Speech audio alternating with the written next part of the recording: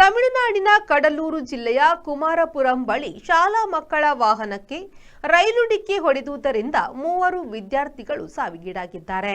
ಸಾವಿಗೀಡಾದ 3 ವಿದ್ಯಾರ್ಥಿಗಳಲ್ಲಿ ಇಬ್ಬರು ಒಂದೇ ಕುಟುಂಬದವರು ಎಂದು ತಿಳಿದು ಬಂದಿದೆ. ರೈಲ್ವೆ ಗೇಟ್ ಕಾವಲುಗಾರ ನಿದ್ದೆ ಮಾಡುತ್ತಿದ್ದರಿಂದ ಈ ದುರಂತ ನಡೆದಿದೆ ಎಂದು ಸಮೀಪದಿಂದ ನೋಡಿದವರು ಹೇಳಿದ್ದಾರೆ.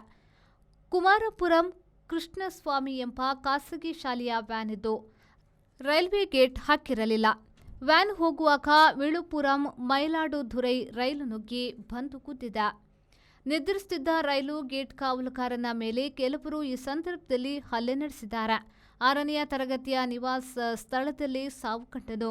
11ನೇ ತರಗತಿಯ ಚಾರುಮತಿ ಆಸ್ಪತ್ರೆಯ ದಾರಿಯಲ್ಲಿ ಮರಣಿಸಿದ್ಲು.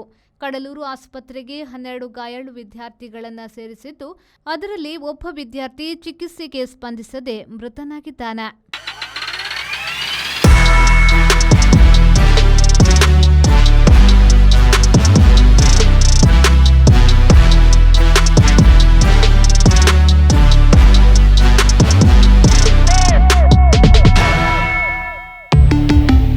Volkswagen. Volkswagen Mangalore, Airport Road, Yeyadi, Mangalore. Volkswagen.